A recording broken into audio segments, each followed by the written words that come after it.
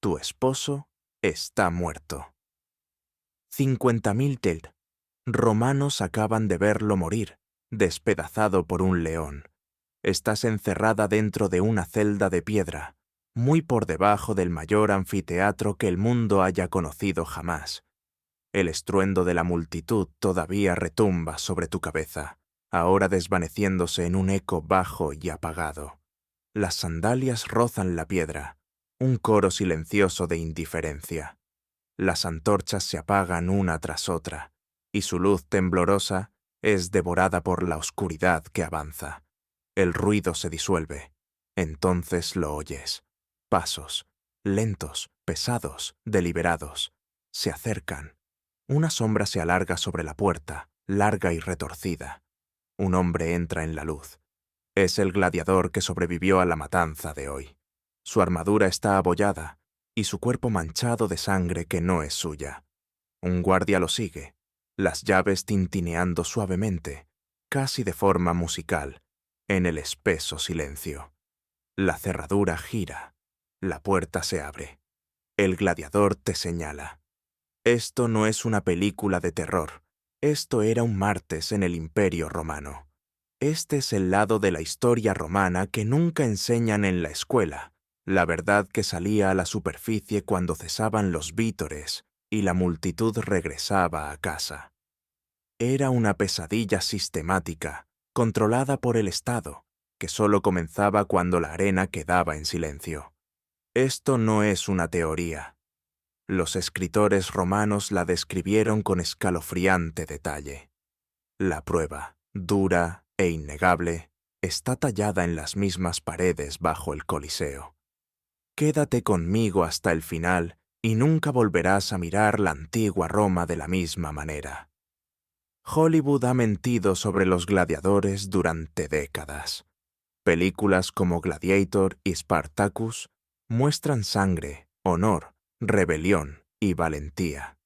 Muestran a hombres muriendo bajo el sol, con las espadas en alto, mientras la multitud grita.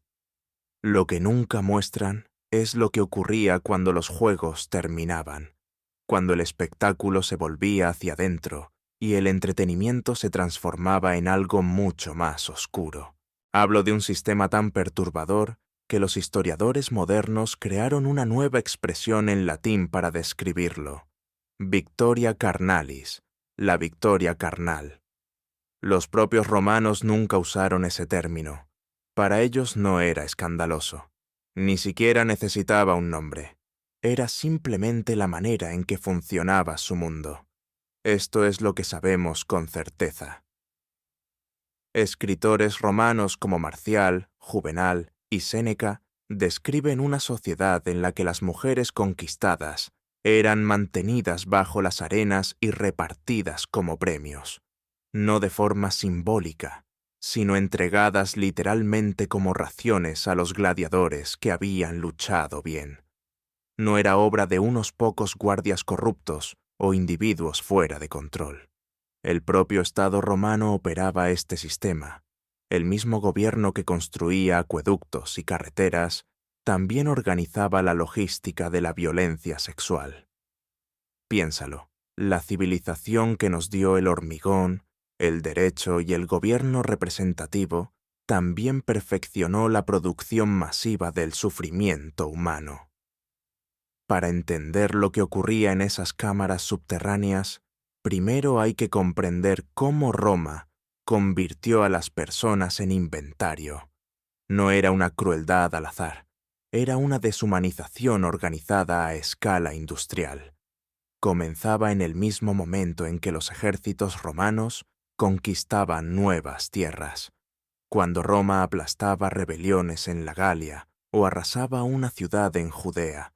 No solo ganaba batallas, procesaba poblaciones enteras. Los hombres en edad de combatir eran enviados a morir en minas o arenas.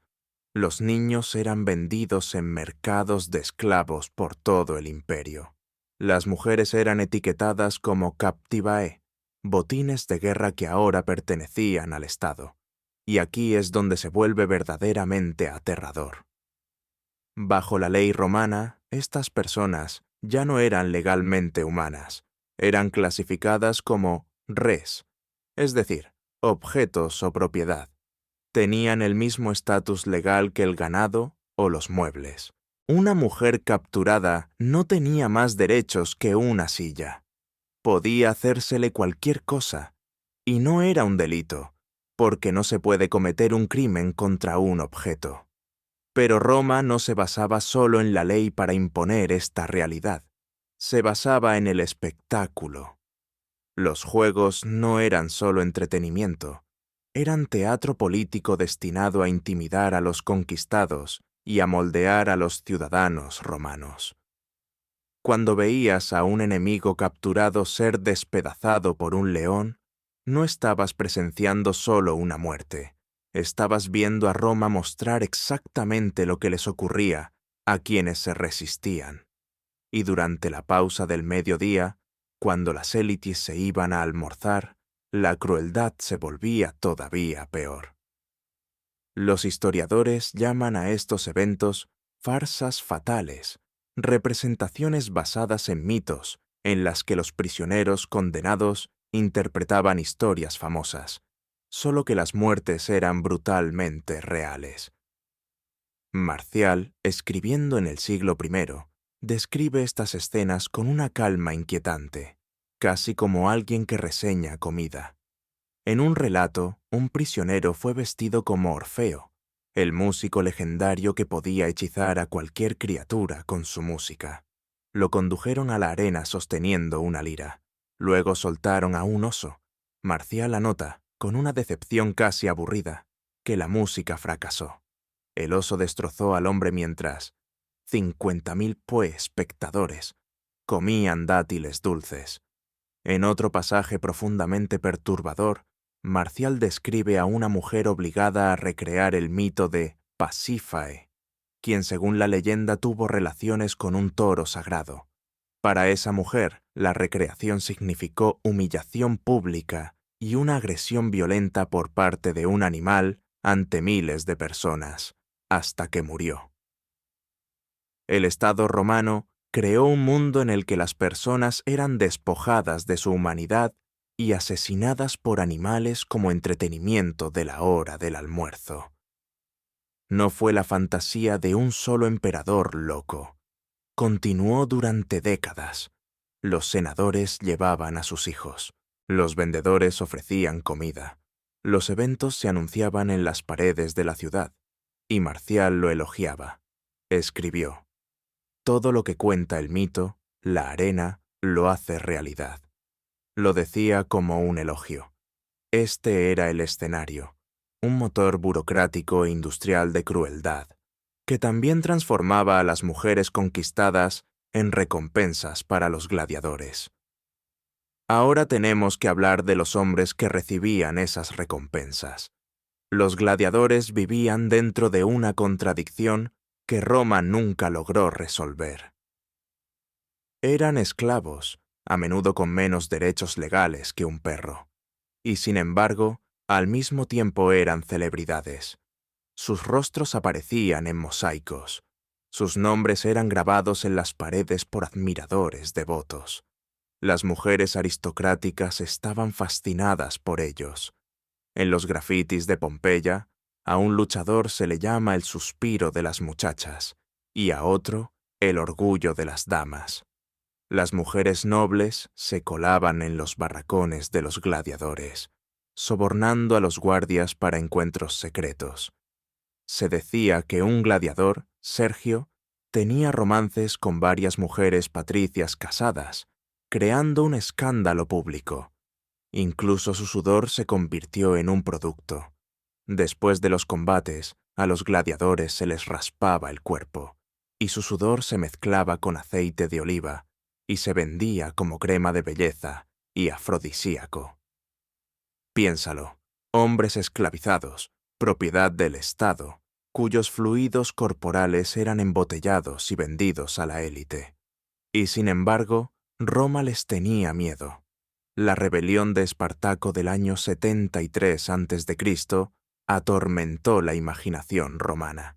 78 gladiadores escaparon, levantaron un ejército de 70.000 y estuvieron a punto de derribar la República. Durante 2 años brutales, aplastaron una legión tras otra.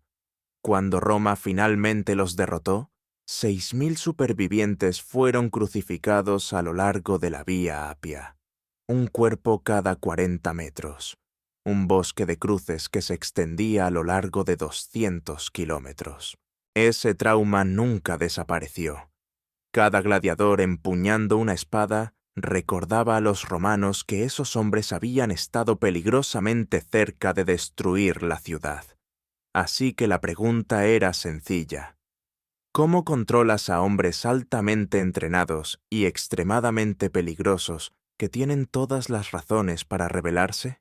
Los recompensas con cuidado y de forma estratégica. Comida extra, dinero en premios, promesas de libertad tras suficientes victorias. Y algo más, algo que las fuentes solo mencionan brevemente, como si fuera demasiado obvio para explicarlo. Acceso a mujeres conquistadas. Los registros están dispersos y son frustrantemente vagos. Los escritores romanos rara vez se detienen en ello, pero cuando se ponen juntas las referencias de Marcial, Juvenal y los historiadores posteriores, aparece un patrón inquietante. Después de los grandes juegos, especialmente los financiados por emperadores o senadores poderosos, a los gladiadores victoriosos se les concedía lo que los textos llaman los privilegios del vencedor. Los historiadores modernos creen que esto a menudo significaba acceso a cautivas mantenidas bajo la arena. Y ahí es donde entramos ahora, porque el verdadero horror no ocurría sobre la arena, tenía lugar bajo tierra. El proceso era frío, eficiente y casi burocrático. Después de un combate brutal, un gladiador que sobrevivía y agradaba al público no regresaba directamente a sus barracones. En cambio, todavía con su armadura puesta y cubierto de sangre y arena, era conducido al hipogeo, la enorme red subterránea bajo el suelo de la arena. Las lámparas de aceite parpadeaban a lo largo de los túneles.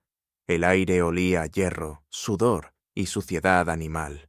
Pasaban junto a jaulas donde los leones se movían en la oscuridad. Elevadores mecánicos crujían suavemente, esperando para alzar el siguiente espectáculo hacia arriba. Esta parte del anfiteatro estaba oculta al público. Eso era deliberado. Un funcionario de la arena o un agente del bollanista caminaba delante sosteniendo una tablilla de cera, no como metáfora. Era un registro real, nombres, números y listas de propiedad. Se detenían ante una fila de celdas de retención que la mayoría de los espectadores nunca supo que existían. No eran celdas normales.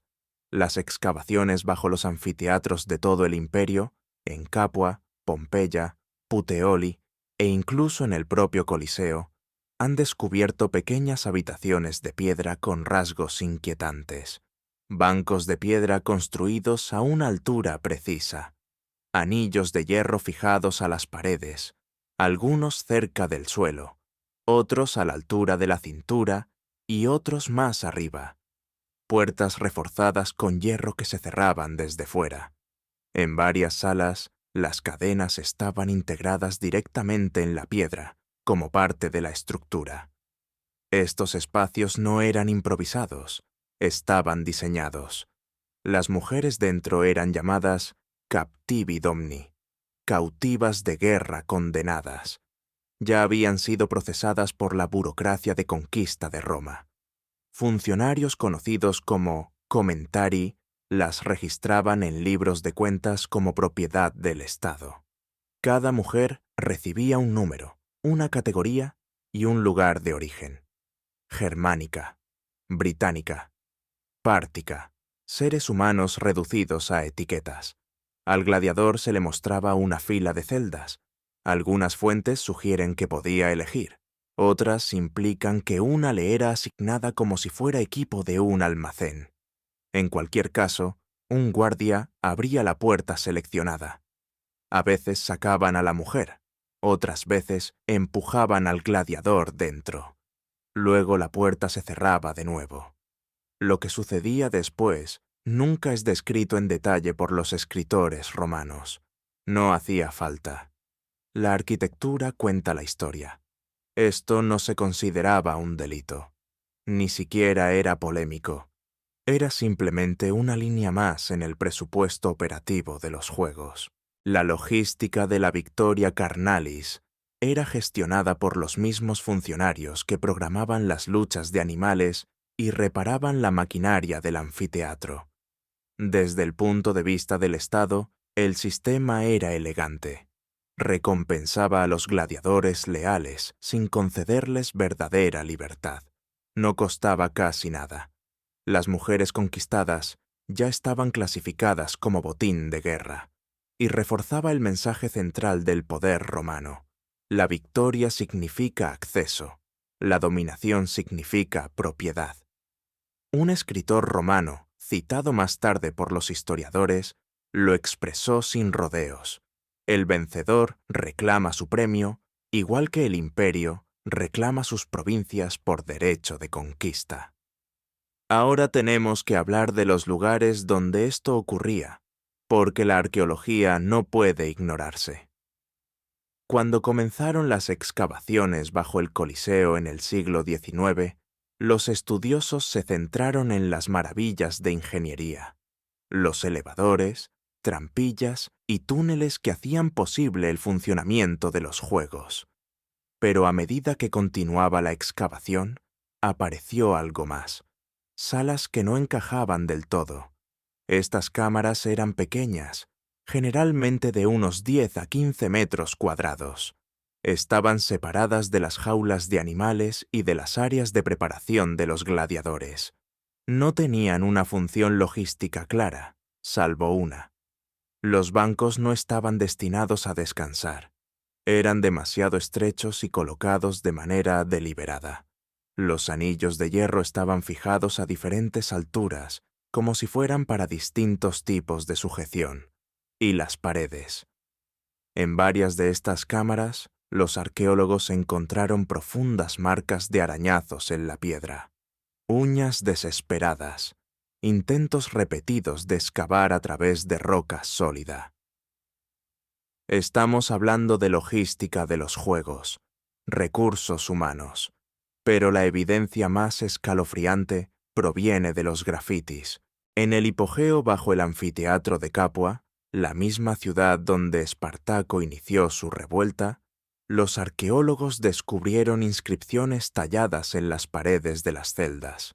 Algunas están en latín, otras en lenguas célticas.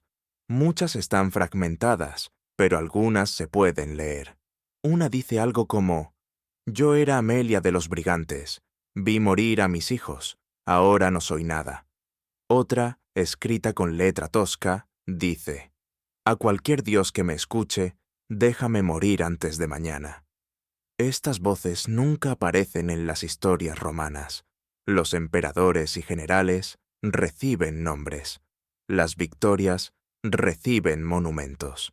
Pero la piedra recuerda lo que las crónicas olvidan. Y los edificios nos dicen algo vital. Este sistema estaba diseñado para repetirse. No eran habitaciones secretas construidas por guardias corruptos. Eran espacios estandarizados, planificados, mantenidos y replicados en todo el imperio, como los barracones de gladiadores, los corrales de animales y las armerías, las cámaras de cautivas, seguían el mismo patrón. Era infraestructura financiada por el Estado para el abuso organizado. Algunos estudiosos argumentan que no deberíamos llevar la evidencia demasiado lejos, que estas habitaciones podrían haber tenido otros usos, que estamos leyendo horror moderno en ruinas antiguas. Pero cuando se combina la arquitectura con las fuentes escritas, la cultura militar romana y la simple lógica de cómo operaban los juegos, la conclusión se vuelve inevitable. Ahora tenemos que enfrentar la parte más dura de la historia. lo que esto significaba para las mujeres atrapadas adentro. La historia es casi silenciosa sobre sus experiencias personales. No hay diarios, no hay testimonios. Lo que tenemos son libros de cuentas que las listan como propiedad. Mujer germánica. Aproximadamente 20 años. Buena salud. Asignada a retención en el Coliseo. Pero podemos reconstruir la pesadilla. Estas mujeres no eran cautivas al azar. Provenían de momentos de destrucción total. Cuando Roma aplastaba la resistencia durante las guerras dacias o tras la revuelta de Britania liderada por Boudica, las secuelas seguían un patrón. Los hombres eran asesinados o esclavizados para trabajos forzados. Los niños eran separados y vendidos en mercados lejanos. Las mujeres en edad fértil eran encadenadas y transportadas como captivae. Para una mujer en esa situación, el viaje hacia la arena ya era un infierno. Veías tu aldea arder. Observabas cómo te arrancaban a tus hijos. Eras obligada a marchar cientos de kilómetros encadenada. Te despojaban de la ropa, te inspeccionaban y te numeraban. Luego eras encerrada bajo el mayor monumento de la civilización que había borrado tu mundo. La espera era un tormento por sí misma. Podías oírlo todo. El rugido de la multitud arriba mientras mataban a personas como tú por diversión. Los gritos de los animales. Los vítores cuando un gladiador acertaba un golpe perfecto. Y sabías que nunca saldrías de allí. No había rescate ni intercambio. Roma no negociaba con los conquistados. Tu familia nunca sabría qué fue de ti. Simplemente desaparecías en la maquinaria del imperio. Luego venían los pasos, la apertura de la puerta, la selección y el giro de la cerradura otra vez. La ley romana no te ofrecía protección. No se te consideraba persona legal. El suicidio, a veces visto como una salida honorable en la cultura romana, estaba prohibido. Destruir propiedad estatal era un crimen. Incluso en la muerte, tu cuerpo aún sería usado. Esto era guerra psicológica a escala civilizacional. La humillación de las mujeres conquistadas no era un efecto secundario de la política romana. Era el objetivo. Las fuentes antiguas lo dicen claramente. Tras la revuelta judía del año 70 después de Cristo, el historiador Josefo escribió que las autoridades romanas distribuían deliberadamente a las mujeres judías entre las legiones y los juegos, no por casualidad, sino a propósito. El mensaje para los sobrevivientes era claro. Has perdido tu tierra, tu soberanía y tu poder para proteger a tu familia. Resiste a Roma y esto es lo que le sucede a tus hijas. Pero a veces el sistema fallaba.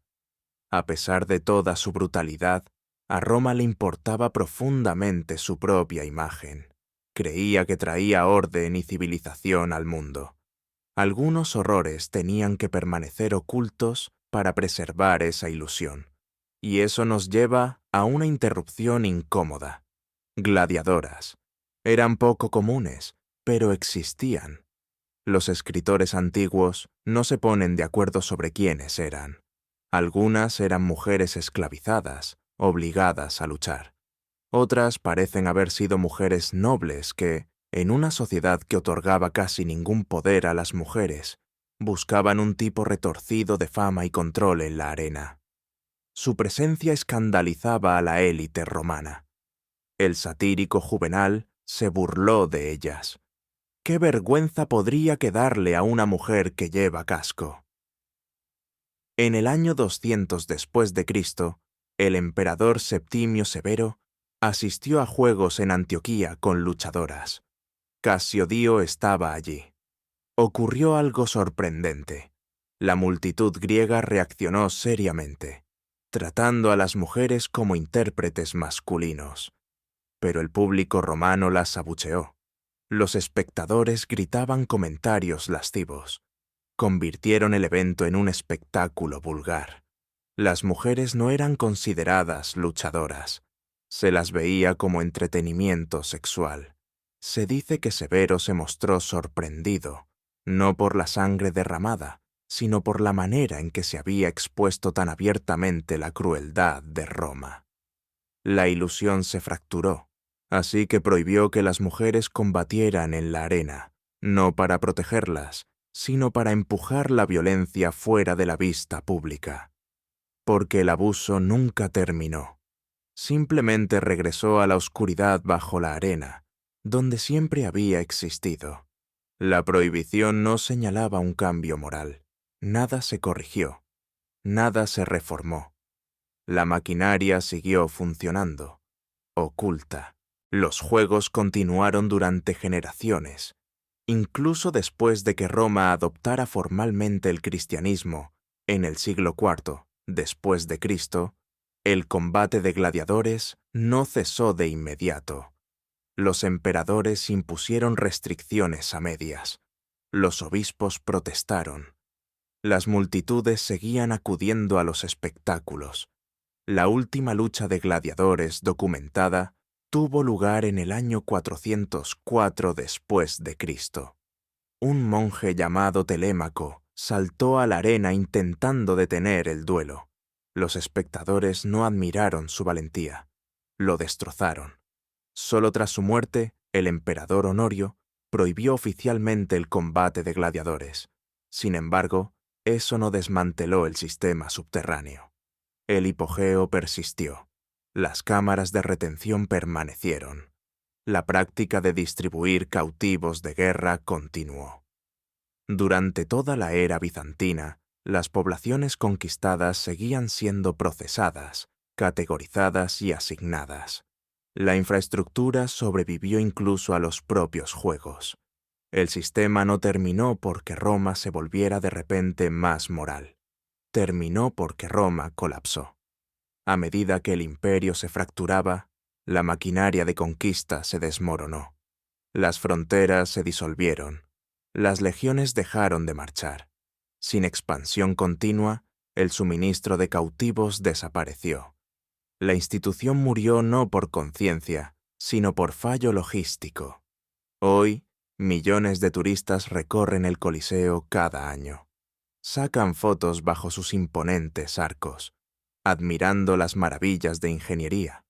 Los guías hablan de gladiadores, leones, emperadores y espectáculo. Muy pocos mencionan lo que ocurría debajo. Los anillos fijados a las paredes siguen allí. Los bancos de piedra permanecen. Las marcas de arañazos todavía son visibles, preservadas bajo siglos de polvo. Los libros de cuentas que registraban a los seres humanos como inventario todavía existen, almacenados en museos y archivos de toda Europa. Cualquiera puede examinarlos. Esto no era un rumor, no era crueldad aislada, era política, era infraestructura, era normalizada. El Coliseo hoy se erige como testimonio de lo que realmente significaba el imperio. No solo arquitectura y procesiones triunfales, sino el horror industrializado necesario para mantener el control absoluto. Cada piedra se pagó con algo más que dinero. Se pagó con vidas deliberadamente destruidas, de manera silenciosa, eficiente y repetida. El espectáculo sobre la arena era solo la parte que Roma quería que se recordara. El resto ocurría en las sombras bajo tus pies, en el silencio después de que la multitud se marchara. Esas voces, las que los historiadores romanos ignoraron, permanecen grabadas en piedra, si estás dispuesto a escucharlas. Y esa es la historia que nunca se enseña en las escuelas. Esta historia demuestra que comprender realmente la historia significa enfrentar su totalidad, a menudo incómoda, y no solo la versión pulida y sanitizada.